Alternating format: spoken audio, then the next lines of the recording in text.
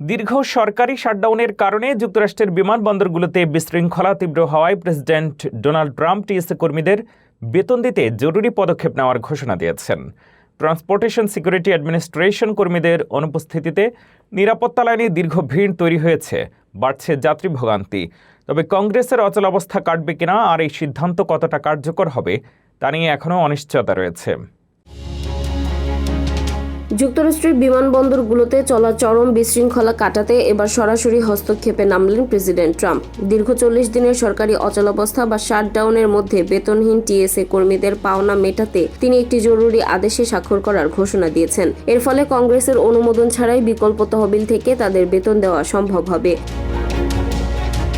President Trump তার social media platform truth সোশ্যালে দেয়া এক দীর্ঘ পোস্টে ডেমোক্র্যাটদের তীব্র সমালোচনা করেছেন। তিনি এই পরিস্থিতিকে জাতীয় সংকট হিসেবে অভিহিত করে বলেন, ডেমোক্র্যাটদের সৃষ্টি করা এই বিশৃঙ্খলা থামাতে আমি আইনগত ক্ষমতা ব্যবহার করছি। আমাদের টিএসএ এজেন্টদের এখনই বেতন দেওয়ার নির্দেশ দিচ্ছি। টানা 2 মাস বেতন না পাওয়ায় অনেক টিএসএ কর্মী অসুস্থতার অজুহাতে কাজে আসা বন্ধ করে দিয়েছিলেন। এর ফলে অ্যাটলান্টা বা শিকাগোর মতো বড় বিমানবন্দরগুলোতে নিরাপত্তার লাইন দীর্ঘ হয়ে জনভোগান্তি চরম পর্যায়ে পৌঁছেছে।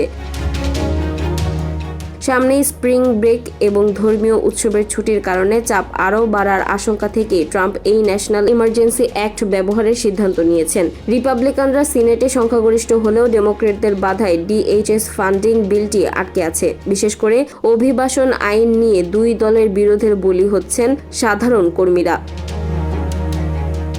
সিনেট মেজরিটি লিডার জন থুন একটি চূড়ান্ত প্রস্তাব দিলেও সমঝোতার কোনো লক্ষণ দেখা যাচ্ছে না। ট্রাম্পের এই নির্বাহী আদেশ কি আসলেই বিমানবন্দরের জট কমাতে পারবে, নাকি এটি আইনি চ্যালেঞ্জের মুখে পড়বে? ওয়াশিংটনের এই ক্ষমতার লড়াই এখন কোটি কোটি মার্কিন ভ্রমণকারীর দুশ্চিন্তার কারণ হয়ে দাঁড়িয়েছে।